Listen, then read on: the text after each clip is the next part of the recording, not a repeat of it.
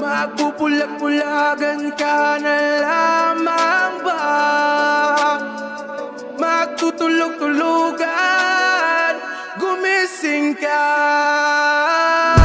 Ito na ang oras para lumaban. Huwag kang umatras pag nasa kapwiran. Panatilihing bukas ang sipan, katotohanan ng ating sandigan. Sa kadiliman, huwag matatakot, pagkat liwanag ang siyang babalot sa ating bayang Pilipinas, sa ating bayang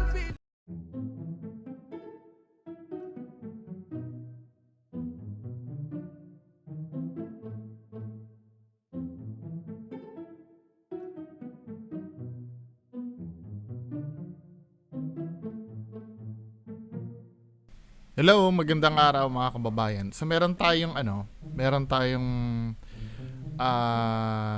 re-reactan na video. Ito ay sinuggest ni Sir Glenn Kabangbang, no. Mainit yung issue dati. Naalala niyo yung issue ng pagiging groomer ni Coco Martin before. Yung si Julia Montes daw ay minor de edad pa daw noon nung nakilala ni Coco Martin. Then si Coco Martin ay nasa 30s na. Then ang ginawa daw ni Coco Martin is inalagaan niya ng inalagaan until such time na pwede ng, kumbaga sa bunga pwede ng pitasin. Nagkaroon ng issue yan yung kasi yung pagiging groomer ay, I don't know kung ano yung opinion nyo regarding pagiging groomer kasi ang gawain ng groomer ganito let's say may batang babae siyang nagugustuhan, then ang gagawin niya ay aalagaan yung batang babae until such time na nasa tamang edad na, then sa kanya ngayon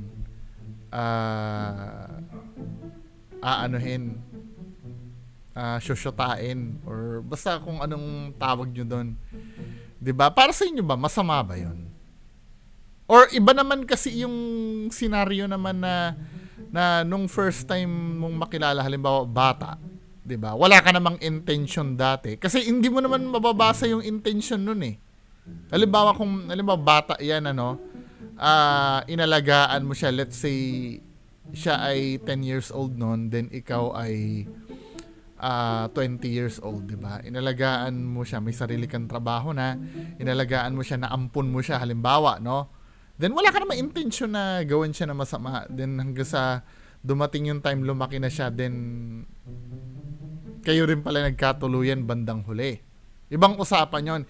Ang pagiging groomer kasi, talagang pinlano mo na from bata pa lang na siya ay palakihin mo. Then, may nabitawan kasi si Coco Martin before. Na-content ko na to before. Naging issue yung pagiging groomer dahil na-interview kasi si Coco Martin na na-booking na bata pa lang daw pala si Julia Montes inano niya. Then, may na-mention siyang word na ito, pagka umano na to, pwede na. Di ba? Yun, so, ibig sabihin, may ginawa si Coco Martin doon na parang inalagaan niya na until Then nagkaroon ng sagutan. I don't know kung sagutan or conflict between Real Talk Darbs, na isang influencer din, at si Kaalaman tungkol diyan. So panoorin natin itong yung pagbungguan nilang dalawa. Kasi dalawang malaking influencer to si Real Talk Darbs tsaka si Kaalaman. Panoorin natin to.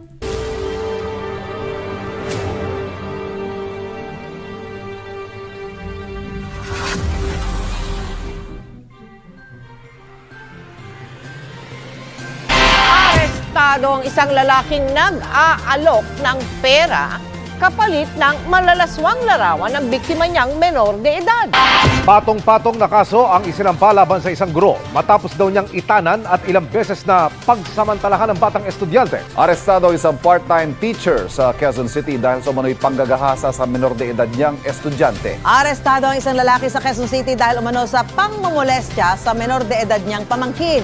Inireklamo naman ang pangahalay ng dalawa niyang inaanak na pawang mga menor de edad Grabe, ang isang pastor na taga Giginto, Bulacan. Kita nyo naman na hindi na bago sa inyo na nitong mga nagdaang mga araw, buwan o taon ay hindi na natin maikakaila na padami na ng padami ang mga balitang gaya nito.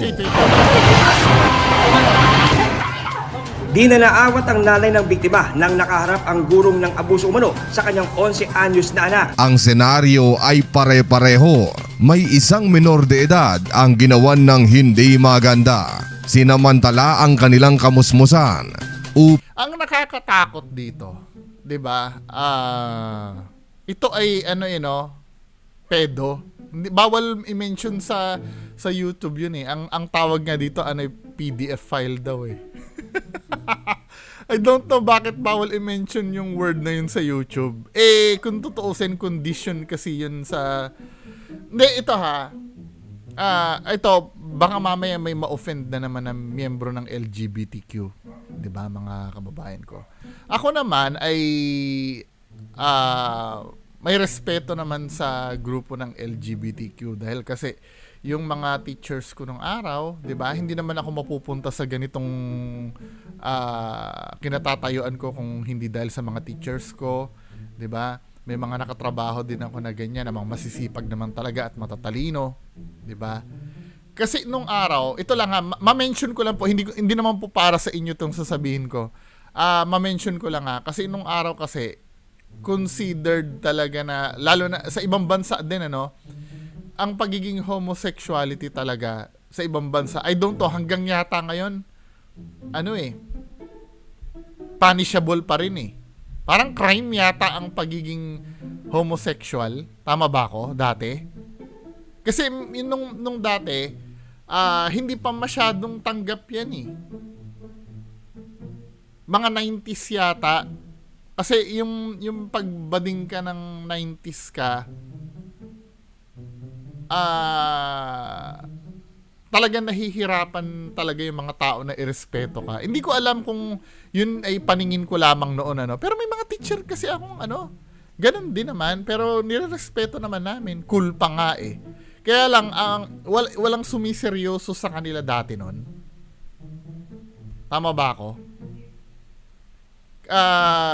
Then dumating ang 2010s, nagsisimula na yung mga yung pagtitipon-tipon niya yung mga pride something, yung mga pride parade, yung talagang may mga lumalaban na para sa karapatan nila against discrimination. Then ngayong 2020s na natanggap na sila ng society. Kasi dati noon abnormal talaga yung magkaroon ng relationship. Magkaiba yung pagiging bading sa pakikipagrelasyon mo sa kapwa lalaki na issue.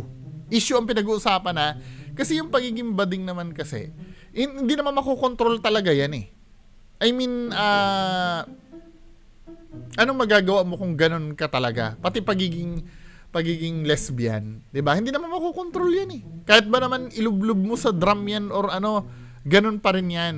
However, yung makikipag-relasyon ka sa kapwa mo babae or kapwa mo lalaki, dati noon tabu yun eh. Tabu yung tawag. Parang hindi siya pangkaraniwan. Kaya nga sa Middle East, 'di ba, pagka may ganyan, talagang pinaparusahan yung mga ganyan, yung homosexuality. Tama ba ako? Then kaya nga na-ban yung yung Buzz Lightyear na movie. May scene kasi doon na LGBTQ. Just imagine nalugi yung film na yon doon sa ilang seconds lang yata 5 seconds o 3 seconds na pinakita na may dalawang babae na mag-asawa. Hindi binan siya sa ni-refuse ng Disney kasi na alisin yung scene na yun eh. Binan siya sa Middle East. Nalugi yung movie kasi walang masyadong manood. Walang masyadong nanood. Anyway, nalalayo na tayo sa topic eh. Ang gusto ko lang i-pinpoint kasi dito, mga kababayan ko, yung ano kasi, yung pagiging LGBTQ dati nun. 'Di ba? Sa ibang bansa crime 'yan dati eh. 'Di ba? Yung pakikipagrelasyon. Then ngayon sa society natin natatanggap na. Ngayon, same thing ito sa mga pedophile kasi. Nakakatakot 'to eh. Sabi ito words ni Ben Shapiro to. Yung sa LGBTQ kasi sign ng ano daw yun eh.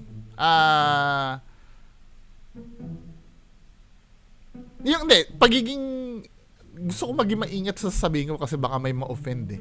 Yung pagiging bading kasi hindi naman hindi naman mental problem yun. Nagiging mental problem lang daw ang pagiging bading. Pag-iisipin mo na ikaw ay babae. 'Di ba? Yung halimbawa, kung gusto mong i-identify ka as babae, male ka naman. Yung biological gender mo ay male ka naman. Tapos pipilitin mo yung tao na tawagin kang babae. 'Di ba? Dahil gusto niya lang na natawagin siyang babae. Ano daw 'yon? Sign of mental illness daw 'yon. Parang wala ka na sa reality dun eh. 'Di ba? I mean, kung sinasabi mo na ikaw ay isang babae na basta masalimuot yung topic na 'yon. Doon tayo sa main issue. Hindi kasi dito kasi napapansin ko lang yung panahon dati noon, yung mga miyembro ng LGBT, ganyan din yan eh, 'di ba? Nag-start din sa ganyan yan. Nakakatakot kasi na yung mga pedo na yan, mga PDF na yan, 'di ba? Hindi pwedeng i-mention yung name, yung mga pedo, 'di ba? Nakakatakot yan, baka mamaya sundan nila yung yapak ng LGBTQ community na ipaglaban na rin yung karapatan nila. Nakakatakot yan. 10 years from now, baka mamaya inormalize na yan eh. Which is hindi talaga pwede. Kasi mga minor yung inaano nito eh. May nag-a-advocate na ng rights ng mga yan sa US. 'Di ba? Gusto daw nila maging maligaya kaya hayaan daw silang makipagrelasyon sa mga minor. Just imagine, yung mga minors kasi yun eh, pure pa yung yung kalooban nun eh. Iko-contaminate na itong mga to dahil lang sa nila, sa pagnanasa nila, 'di ba? Isa-sacrifice nila yung kamusmusan ng mga hindi maganda. Kung napagbigyan ng LGBTQ doon, I don't know, at least kahit papaano naman yung mga miyembro ng LGBTQ, kahit papaano kaedad nila at yung kakarelasyon nila, may sarili ng pag-iisip. Unlike etong mga to, 'di ba? Bata yun eh. Ibig sabihin, kaya nagkagusto sa'yo yun, minanipulate mo lang ang isip nun. Hindi yun mutual understanding na halimbawa na in love din sa'yo yung bata, ikaw na in love din. Hindi pwede kasing ganun eh. Sa LGBTQ kasi pwede mangyari yun eh. Kung parehas kayong male, di ba, nagka-inlaban kayo, at least parehas kayo ng age. Or nasa age kayo ng independent na yung pag-iisip nyo, unlike ito. Kahit kailan talaga hindi magiging normal to. 'Di ba? Nakakatakot lang kasi baka mamaya ganun ang mangyari eh. May mag-advocate na niyan eh na bigyan din sila ng puwang sa society. Hindi ako papayag, papayag kayo? Mga ganyan na umaano sa minor, magiging normal, gagawin nilang impyerno ang ang mundo eh. 'Di ba? Hindi kayo, tatanungin ko kayo, payag ba kayo maging normal yang ganyan? Anyway, pagpatuloy natin to. Upang gawing parausan. And it's about time na akong may kaunting reach dito sa social media ay magtaas ng awareness sa lihim na ginagawang ito ng mga tao. Kaya wag na nating patagalin pa, halina't pag-usapan natin yan.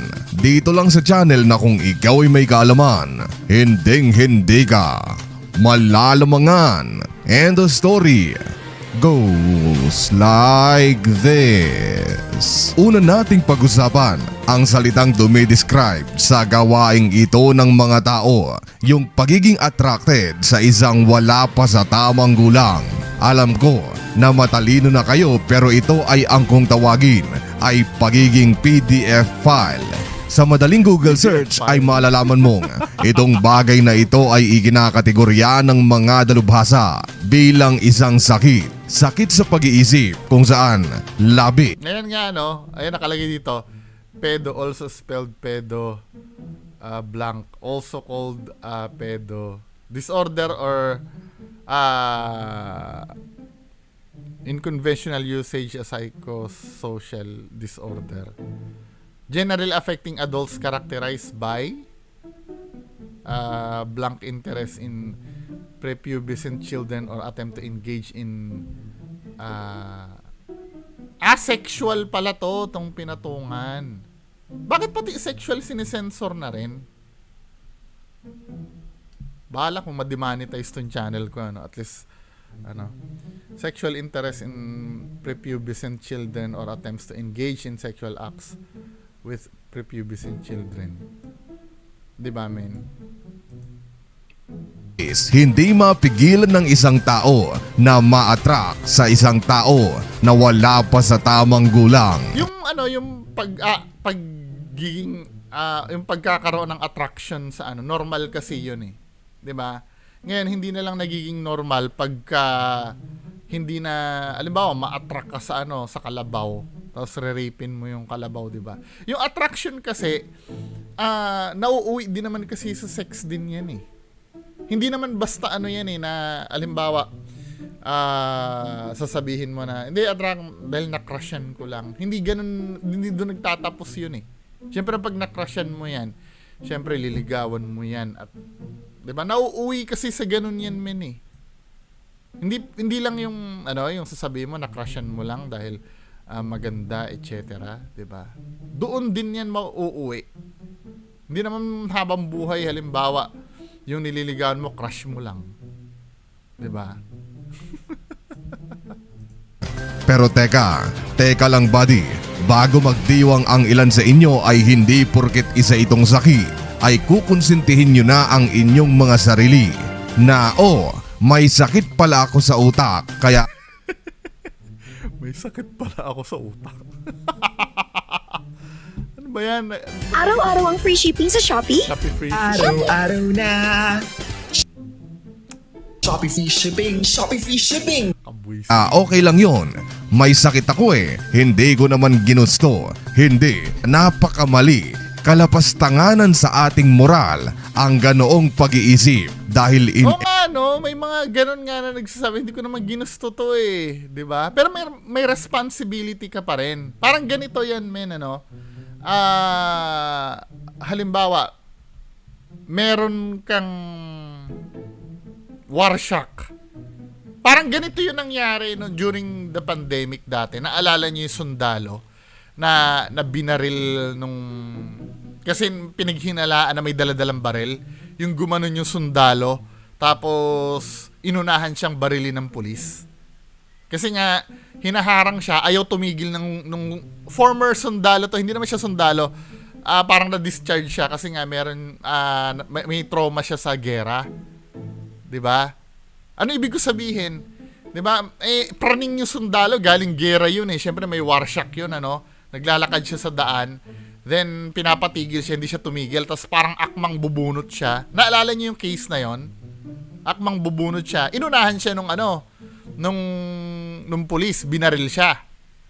'Di ba? Ngayon sinisisi yung pulis. O nga naman bagamat may pagkukulang yung pulis, hindi ko naman sinasabing tama. Dati hindi, ang pananaw ko kasi yung sa pulis kasi naaktuhan niya ng bubunot Siyempre meron lang siyang less than a second para mag-decide kung siya yung unang babarilin o yung babarilin niya yung sabi ng mga expert sa batas, mali daw yun. Pero as a human being na ayaw mong mapahamak, medyo may konsiderasyon ako doon sa pulis. Nalalayo lagi tayo doon sa topic. Doon lang tayo. Anong ibig ko sabihin ko doon sa may ang sinisisi kasi yung pulis. Ba't mo binaril yan? Alam mong may war shock. 'Di ba? Alam mong may sakit sa pag-iisip yan. Dito pumapasok yung sinasabi ni Kaalaman na hindi porkit may sakit ay lagi natin iintindihin. 'Di ba? sana may responsibility din yung kamag-anak na wag mo nang palabasin yan. Alam mo naman palang galing gera yan at napapraning madalas eh. Bakit hinahayaan nyo pa lumabas? Diba? Hindi sa lahat ng oras naiintindihan siya. Siyempre, first time lang makita ng pulis yan. Hindi naman alam agad ng pulis kung anong health history niyang yung naglalakad na yan. Hindi naman namin alam na may warsyak pala yan or 'di ba? Responsibilities yun ng nakakaalam. Let's say ikaw alam mo sa sarili mo gano'n, huwag ka na lumabas ng bahay. Or kahit hindi ka aware sa sarili mo, kahit yung mga kamag-anak mo lang sana kasi ang nakakainis nung time na yon. Inaano nila na hindi, may warsyak lang kasi yan, kaya ganyan, dapat hindi mo na. Di sana hindi nyo na nga pinalabas. Kahit ba naman kasalanan ng pulis di ko hindi lumabas yan ng mga time na yon.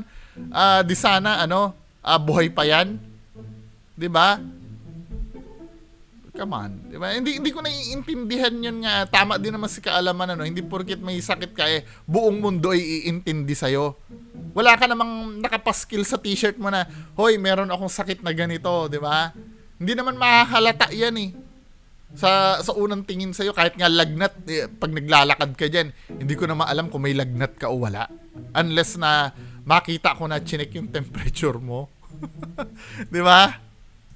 Anyway, shape, or may self, ka pa rin, dapat nire-regulate mo pa rin yun. May self-control ka pa rin sa sarili mo. Self-control sa sarili mo. Redundant ba?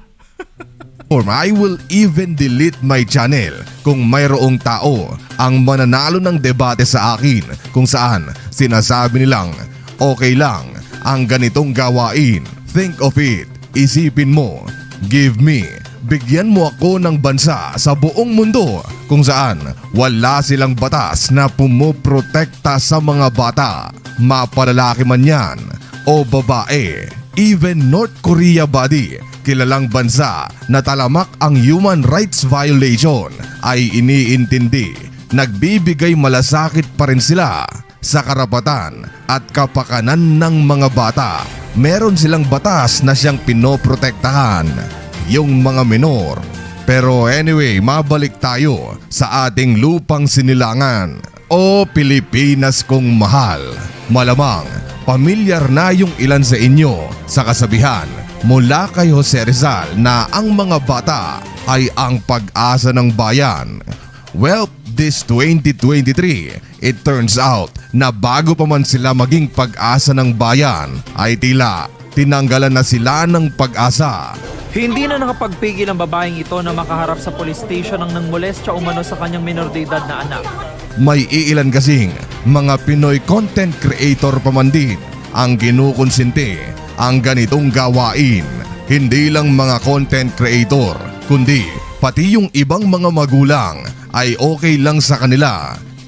Wag na wag niyong aawayin ang mga taong babanggitin ko dahil ginagamit ko lang sila bilang example for you all to see the bigger picture ng problemang ito dito sa Pilipinas na nitong mga nagdaang mga taon sa pagdami ng mga social media users ay unti-unti nating nakikita ang lamat na unti-unti nang lumalaki dahil na rin sa tila pagtanggap natin ng mga ganitong gawain. Unahin natin si Pareng Wamos, hindi na bago sa siguro ilan sa inyo na minsan na siyang natulfo dahil sa patong-patong na reklamo. Ito ay dahil sa allegedly You have 9 seconds.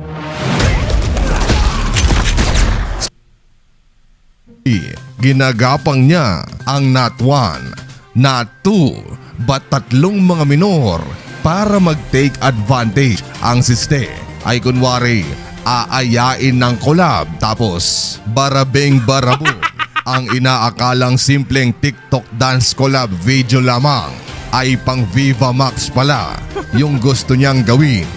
Mga menor de edad pa man din. May chance ba kayo na magkagusto kay Wamos? Hindi lang gusto ko lang maintindihan. Kasi 'di ba? Thing pa ba sa mga babae na gwapo yung lalaki or sapat na yung ma-appeal katulad ni Wamos. Yung nagpapatulfo sa kanya. So, nakahiga na po ako. Tapos, tumabi po siya sa tabi ko. Tapos po, pumatong po siya sa akin. Nagulat po ako. Tapos po, tinataboy ko siya. Sabi ko, anong ginagawa mo? Sabi niya po, isa muna tayo. Sabi niya, bago daw po ako magpaingat. Umisa muna daw po kami. Tapos, hinahalikan niya po ako. Niyayakap po niya ako, tsaka po hinalikan po niya ako habang natutulog. Nagising na lang po ako kasi hinahalikan po niya ako. Pati yung kanyang ebab ngayon na si Antoinette Buddy ay sinota niya noong menor de edad pa lamang. Nagreklamo pa nga yung nanay. Sinabi ko po naman po sa kanya na menor de edad pa po yung anak ko. Alam niya po yung sir, wala po siyang nire-react. Okay. Alam niyo po kung saan sila nakatira? Hindi ko nga po alam, sir. Tawagan niyo ngayon Antipolo PD, Odette, para i-flash natin to at pagbigay alam natin sa ating mga kapulisan. Well, okay naman sila ngayon and I don't have something bad to say sa kanilang current relationship. Sunod ay heto talaga. Oo, okay kapatid. talaga kasi Kumulo ang mapera na si Wamos. dugo nang marinig ko ang sinabi nitong influencer na ito. About another viral issue, tungkol kay Coco Martin na di umano'y groomer daw sa kanyang karelasyon na si Julia Montes. Totoo nga ba ang groomer at si Coco Martin? Does age really don't matter? You see, tungkol ito sa naging relasyon ni Julia Montes at ni Coco Martin kung saan sa edad na 13, halos 30 na noon, itong si Coco nang dumiskarte. 14? 13, 14. Basing it on Coco and Julia, does it apply to them? No, because there's no manipulation involved. If there is, malaking posibilidad na hiwalay na sila ngayong dalawa. Walang manipulator na No, sinabi ni Coco Martin, may interview akong dati, kakalkalin ko ngayon. May interview wait lang babalik ako. May sinabi si Coco Martin kasi na pwede na. Parang interview yun na ano ba sabi ni Coco Martin doon? Hahanapin ko, wait lang. 'Di ba? Kasi minsan kasi itong mga to hindi nagre-research Nox. wait lang, hahanapin ko. Ito yung video na yon. Ito ay pinablish ng PEP, 'di ba? 3 months ago. Play natin. How was the experience sa Amsterdam?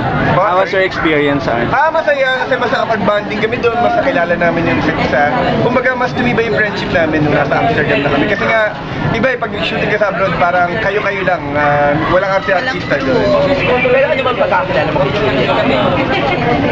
Siyempre, sabi ko nga, dati, wala pa sa walang hanggang kakilala na kami, nagkakatrabaho na kami. Habang nagiging dalagi siya, nasubaybayan ko. And then, Aba, nagiging dalaga daw siya, nasusubaybayan niya daw. Eto na, jackpot na. Ito na, jackpot na. Ano mo ba kay Lola yung kissing scene na yun? Hindi nga So may tinutukoy na lola dito kasi nga minor pa si Julia. 'Di ba? Umiiyak yun Nandiyan ba si Lola ngayon? Baka na Pero Julia, how do you prepare for that kissing scene? Kinabahan ka ba? Ba't siya tinatanong niyo? Ba't hindi ako? Ako kinabahan Kinabahan ka, Coco? Ako naman sabi ko nga, syempre, kumbaga, marami na akong mga experience na kasi gano'n. Kumbaga ako mas ginaid ko siya. Kinabahan ka? Hindi ko naman siya sinamantala. Actually ako nasamantala Sabi din sa interview ng interview ng Lola ni Julia, parang boto siya. Ang lola napasagot ka na Pag dumating to ng 18, yari na. O di ba? Hindi ba proof 'yan? Pag dumating daw ng 18, yari na daw, yung lola daw napasagot na. So ibig sabihin, may pinaplano na siya bago pa man groomer talaga 'to. 'Di ba? Kasi I don't know, pwede niya i-dismiss yung sinabi niya as a joke. Pero 'di ba? Interview 'to Ang sinabi niya napasagot na daw yung lola Then pagdating daw ng 18, yari na daw. 'Di ba? Ibig sabihin, may manipulation na nangyayari doon. Yung sinabi ni Real Talk Darbs na ano sabi niya dito?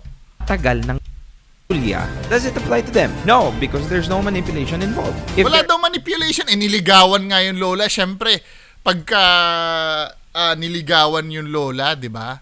ang iisipin nung minor de edad, parang ano na siya noon, ay at home na ako dito, 'di ba? Kasi ka-close naman na ni Lola, 'di ba? At pagdating daw na 18, titirahin na daw niya. Ay, yari na pala, yun pala yung term. There is malaking posibilidad na hiwalay na sila ngayong dalawa. Malaki ang posibilidad kung manipulated, 'di ba? Kasi magigising. Pero kung halimbawa, okay naman yung pakikitungo ni Coco Martin sa kanya, 'di ba? Anong dahilan para hiwalayan siya, 'di ba? Yung mentality na ganyan, hindi ko naiintindihan yan eh. Kaya tama si Kaalaman dito sa part na to, na parang inaano niya, dinidefend niya yung ginawa ni Coco Martin na pagiging groomer. 'Di ba? Kasi sasabihin kung ano yan, kung manipulation na nangyari, malaki ang posibilidad. Malaki lang naman pala ang posibilidad eh. Paano pagka hindi nagkahiwalay, so hindi mo na kukontrahin? 'Di ba? Ay, ibig sabihin, kapag hindi sila nag, so walang manipulation na nangyari. What if ngayon, 'di ba? Ngayon hindi pa nare-realize ni Julia. Maybe next year pa, 5 years pa. So dahil nagsalita ka ngayon, feeling mo walang manipulation talaga na nangyari. Hindi pa nga nagma-manifest eh. 'Di ba? Ibig sabihin hindi pa nare-realize ni Julia, or halimbawa masarap ang buhay ni Julia ngayon dahil mapera si Coco Martin. 'Di ba? Or mabuting asawa naman si Coco Martin. 'Di ba? Bakit kailangan kailangan maghiwalay muna para ma-prove mo na walang manipulation na nangyari? 'Di ba?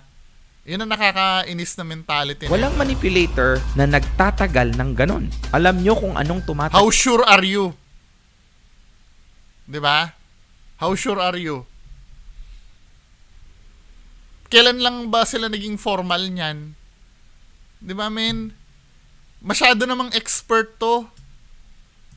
Tagal ng ganon? Love. Did you hear that? Narinig nyo ba yun? Na para bang para sa taong ito? Yung love kasi nadidevelop naman yan eh. Nadidevelop naman yan eh. May story na ganyan din na afam naman siya, no? Ayaw na ayaw siya ng babae.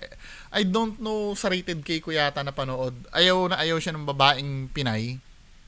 'Di ba? Then suddenly na-develop na din naman siya. Nadidevelop naman yan love.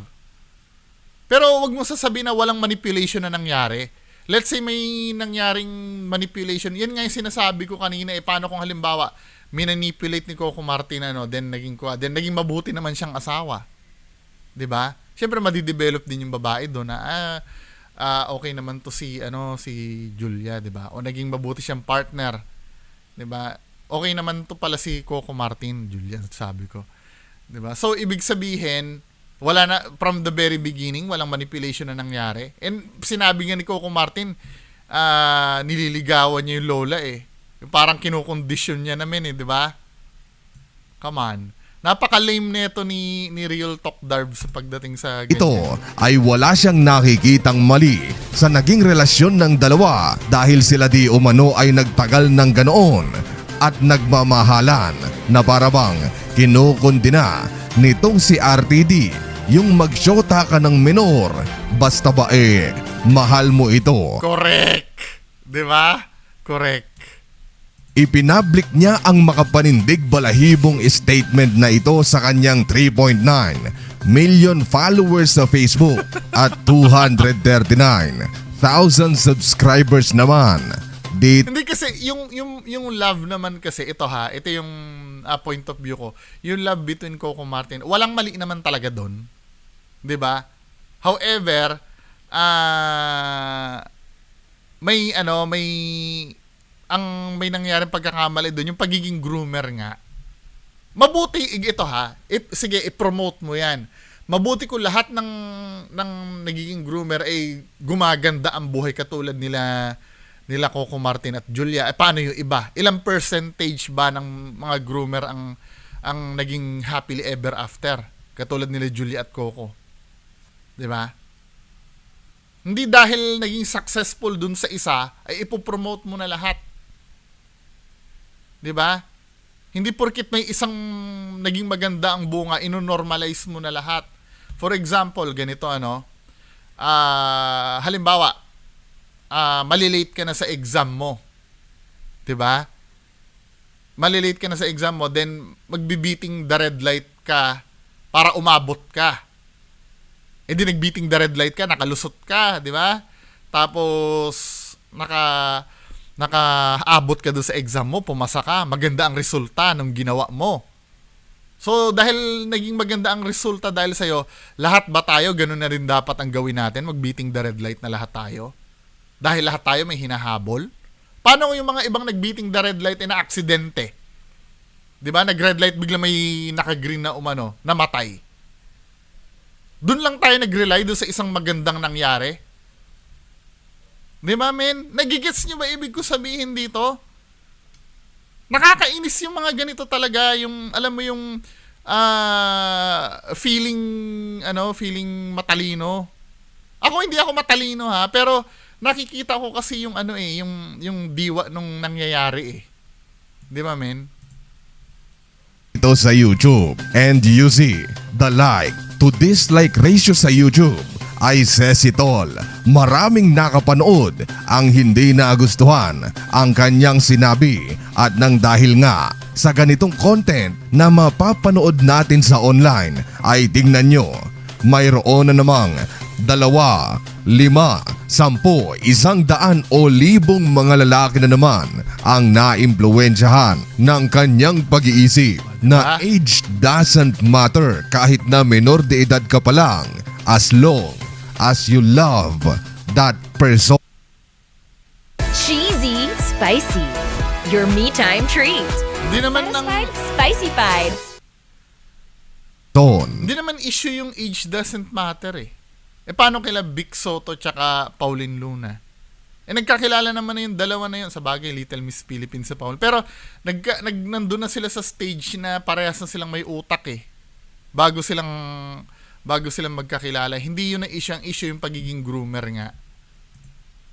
Tingnan nyo, mayroon na namang kasi kung halimbawa ganyan ang pangahawakan natin, eventually yung mga nagpe-pedophile na yan, tatanda din naman yung mga nila eh. Ay, na-mention ko yung pedophile. No? Bahala na. Kung i-demonetize sa YouTube. 'Di ba yung mga PDF na yan, 'di ba? Ibig ko sabihin anong tawag dito? Nawala na tuloy ako. Ibig sabihin lahat naman ng nagiging partner niyan, yung mga PDF na yan, tatanda din eh. 'Di ba? 2 lalaki ang ganito na rin. Hindi naman forever bata. Mag-isip, hahanting ng menor, yes. Tapos didiskartehan. Mamahalin ko no dahil okay lang naman yun base sa kanilang napanood dito kay Real Talk Darbs, and I quote, "That's the power of love." Good points, Darbs. For me, age doesn't matter as long as they love, respect, and understand each other. Mali yung by tolerating this kind of... Mali lang siguro yung pagkakaintindi ng mga nanonood, di ba? Baka mamaya kasi yung mga nagko-comment ng ganun, hindi nila naiintindihan yung pinagmulan ng relationship nila Coco Martin at Julia.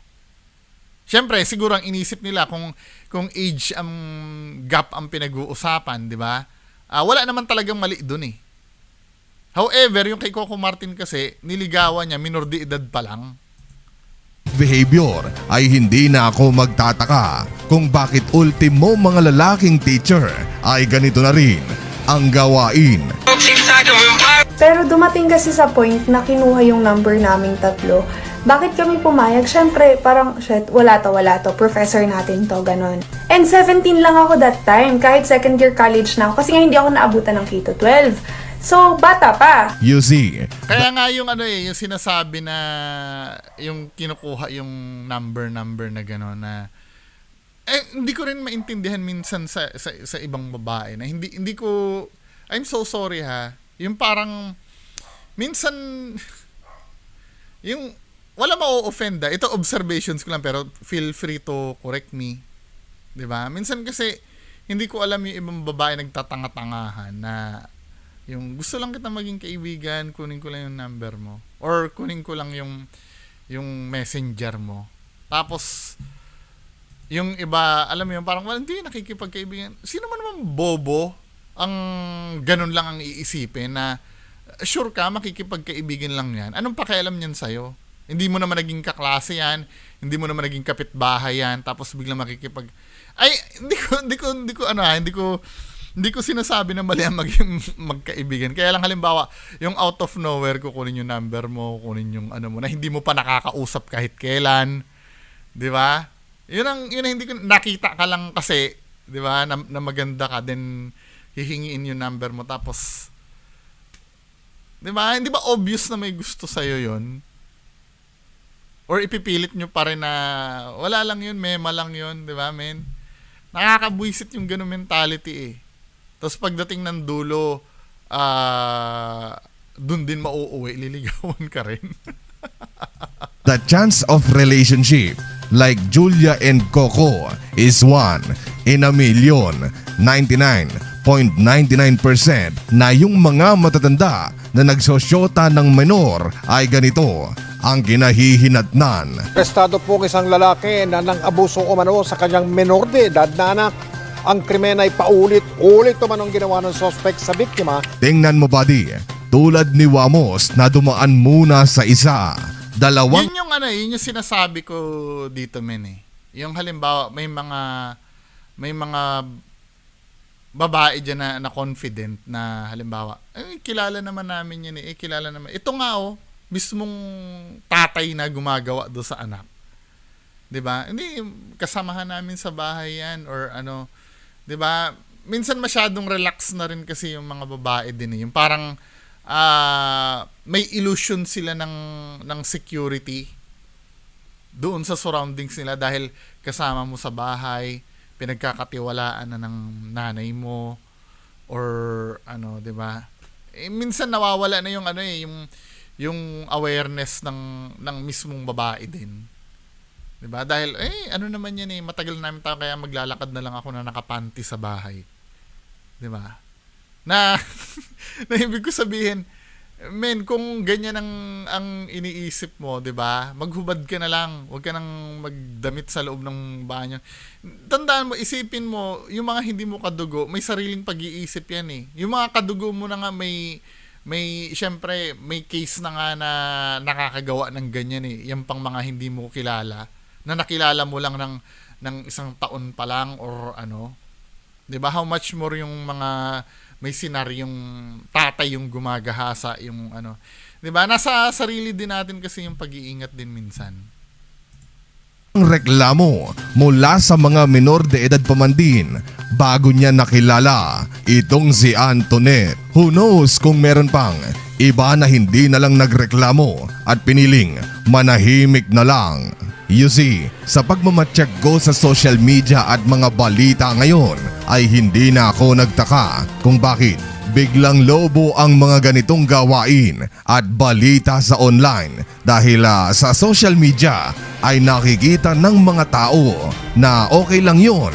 Sikat pa rin itong si Wamos at pati rin itong si RTD na base sa aking mga sinabi ay tila pabor na pabor sila na okay lang ang sumota ng menor. Basta ba maayos, may latest iPhone at nagmamahalan daw kuno. Walang manipulator na nagtatagal ng ganon.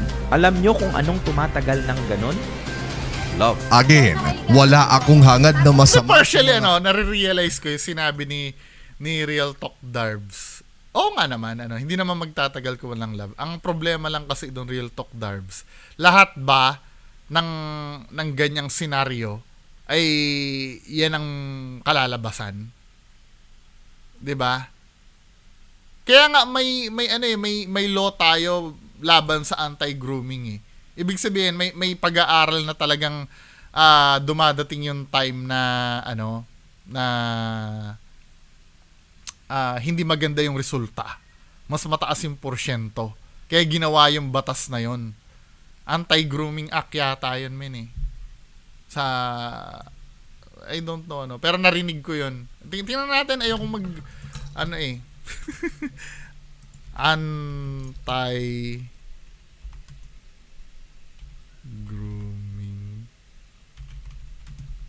act.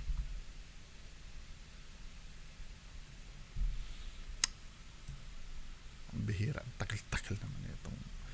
Ay, ang tagal ng ng Google ko. Gusto ko may maipakita mo na bago ako mag-end. Diyan mo, napipilitan akong mag-pull ng basihan para lang may maisabi sa inyo. O, kamusta kayo dyan? Habang hinihintay ko mag-load yung Google, kamusta kayo dyan sa baba? Okay lang ba kayo, mga men? Forward, ano natin to? Content creator ko na ito. But boy, wag naman sana natin itong i-normalize. Kaya tayo nasasamantala ng mga mayayamang tao dahil tila okay sa atin yung ganitong gawain basta maayos ang kalagayan ng mga bata. Yun lang naman ang gusto kong sabihin sa videong ito, kaya muli ako po ay lubos na nagpapasalamat sa walang sawang suporta, and as always, thank you so much. Ano masasabi nyo yung sa issue na yan, men? Ayan o. Ayan o, may Republic Act 9775. Kaya nga may batas na ganyan men eh. 'Di ba? Kadikit pala ng yan Anti-Child Act of 2009 eh. Grooming refers to the act of preparing a child or someone, 'di ba? Mabilis ba mag-load to o mabagal? Ayan o. Tingnan natin, hanapin natin yung grooming. Ayan o. Grooming refers to act of preparing a child for someone offenders believed to be a child for sexual activity, sexual relationship by communicating any form of child pornography includes enticement or enticement through any other means. Yung halimbawa niligawan yung pamilya o 'di ba? Republic Act 9775. I-search na lang 'yan. Philippine law to, mga men, ha. 'Di ba? Yan lang naman. Kaya nga nagkaroon ng batas yun dahil alam mo na mga mambabatas natin na mali yan. 'Di ba? Pero halimbawa kung naging maganda ang kinabukasan katulad ni Julia Montes at nitong partner ni Wamos, hindi nangangulugan yung lahat ng sa ilalim sa ganon ay magiging maganda na rin ang kinabukasan. Anyway, mga kababayan ko, yan lang po muna. Maraming salamat sa inyo. Bye.